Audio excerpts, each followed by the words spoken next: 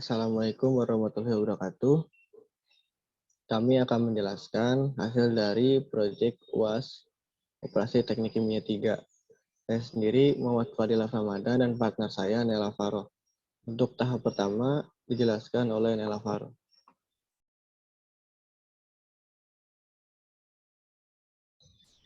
Untuk tahap pertama-tama kita masukkan dulu data yang diketahui di soal seperti konsentrasi awal yaitu sebesar 15%, lalu diubah menjadi 0,15 dan konsentrasi akhir yang kita inginkan sebesar 70%, yang diubah menjadi 0,7. Lalu kita juga harus mencari MR dari KCl yaitu sebesar 74,5 kg per kilomol. Lalu diketahui juga untuk bilangan Van Hoff dari KCl yaitu sebesar 2. Dan di sini CP-nya memakai CP air yaitu 4,2. Untuk feed-nya, umpan masuknya, kita menggunakan asumsi sendiri.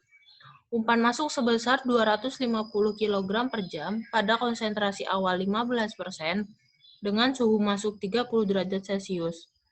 Pada evaporasi ini menggunakan tipe single effect evaporator.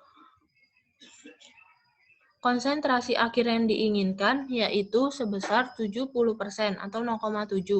Di unit evaporator ini membutuhkan steam sebesar 1927,98 kg per jam dengan suhu 100 derajat Celcius.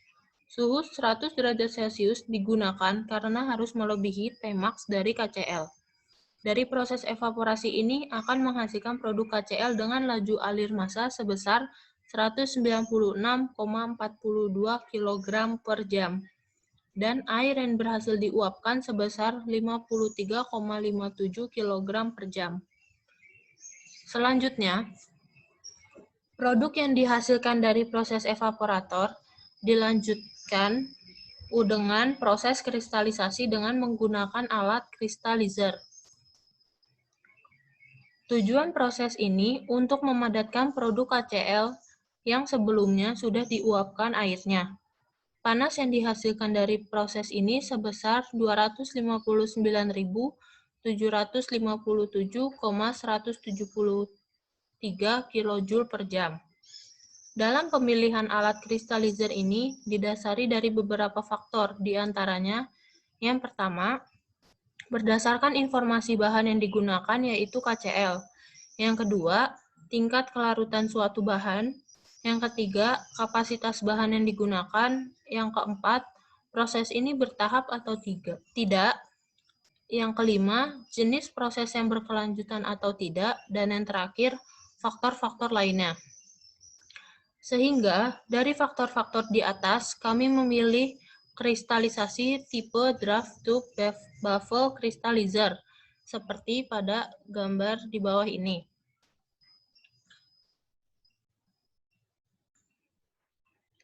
Pada kristalizer jenis ini terdapat keunggulan, di mana pada badan kristalizer terdapat pola atau sirkulasi untuk mekanisme kristalisasi.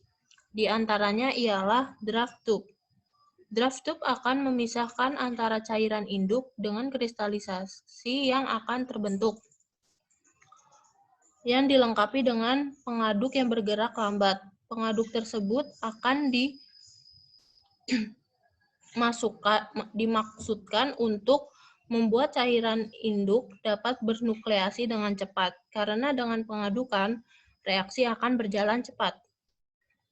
Terlihat pada gambar di atas, umpan masuk melalui heat exchanger untuk proses pemanasan, karena terdapat pengaduk yang diletakkan pada poros badan atau tangki kristalizer, maka cairan induk akan tertarik menuju daerah pengaduk yang menuju ke arah atas.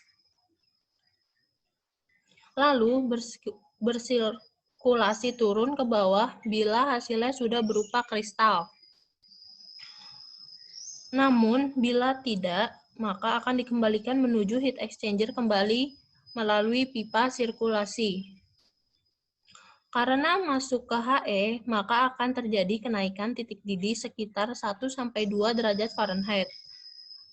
Terjadi pemisahan antara cairan induk dan kristal pada draft tube ialah karena adanya perbedaan massa jenis, di mana massa jenis kristal akan lebih besar bila dibandingkan dengan cairan induk. Oleh karena itu, adanya gaya gravitasi mengakibatkan kristal tersebut akan turun ke bawah dan diambil sebagai produk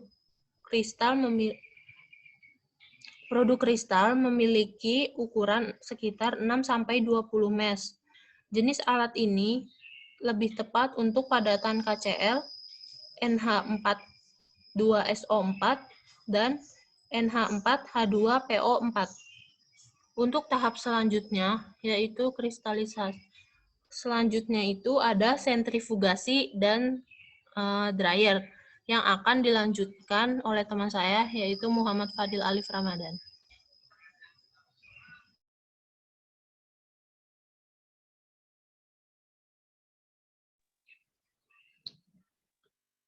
Untuk tahap selanjutnya, produk yang sudah terbentuk dari alat kristallisasi akan dihomogenkan menggunakan alat sentrifugasi. Jadi alat ini mempunyai prinsip kerja yaitu untuk memisahkan partikel yang terkandung di dalam suatu larutan menurut ukuran, bentuk, kerapatan molekul, viskositas dari medium tersebut serta kerapatan rotor. Hasil dari sentrifugasi dimasukkan ke dalam dryer. Umpan yang masuk ke dalam dryer sebesar 196,429 kg per jam. Didapat juga informasi lain seperti CPKCl pada suhu 30 derajat Celcius sebesar 0,69 kJ per kilogram derajat Celcius. Dan kadar air dalam KCl sebesar 0,05. Produk yang diinginkan memiliki kadar 0,005 atau 0,5%. Sementara untuk udara kering yang digunakan memiliki temperatur sebesar 80 derajat Celcius dengan RH di daerah tersebut yaitu 0,4 dengan dry bulb temperatur 30 derajat Celcius sehingga dapat ditemukan humidity ratio Win setelah membaca grafik psikometrik charge sebesar 0,012 kg dry air per kilogram solid. Dalam pengeringan, terdapat berbagai macam metode pengeringan diantaranya sun drying, solar drying, oven tray drying, dan freeze drying. Keempat metode yang telah disebutkan harus diseleksi, baik secara kualitas produk yang akan didapat, serta yang terpenting juga dalam hal biaya untuk alat tersebut. Dari beberapa teknologi pengeringan yang sudah disebutkan, akhirnya diseleksi yang dinilai lebih relevan untuk dipilih sebagai unit yang digunakan, yaitu tray drying dan solar drying. Teknologi pengeringan yang lain, seperti sun drying, yang merupakan metode pertama untuk proses pengeringan dan yang paling konvensional dirasa kurang baik. Karena kandungan nutrisi dari buah kemungkinan akan rusak apabila terpapar langsung oleh sinar matahari, serta luas lahan yang harus dimiliki oleh founder harus sangat luas dan bisa memenuhi target produksi perharinya untuk dikeringkan. Teknologi yang lain seperti freeze drying dirasa terlalu mahal untuk dipakai dalam unit operasi ini dikarenakan biaya yang diperlukan sangatlah besar dibandingkan beberapa teknologi pengeringan yang lain. Di sini kami memilih tipe drying, oven tray drying. Oven tray drying ini merupakan teknologi pengeringan yang tersusun dari beberapa buah tray di dalam satu rak. Prinsip kerja dari alat ini, rak-rak yang tersusun dibuat bertingkat, dialirkan panas secara zigzag dari bawah sampai ke atas menggunakan blower atau fan. Panas bisa berasal dari steam, kumparan coil, dan sekarang umumnya menggunakan elektrik. Di sini juga ada spesifikasi alat, meliputi panjang, lebar, dan tinggi dari alat tray drying tersebut. Sekian penjelasan dari hasil proyek UAS 3 kami. Bila ada salah-salah kata atau kurang, mohon dimaafkan. Wassalamualaikum warahmatullahi wabarakatuh.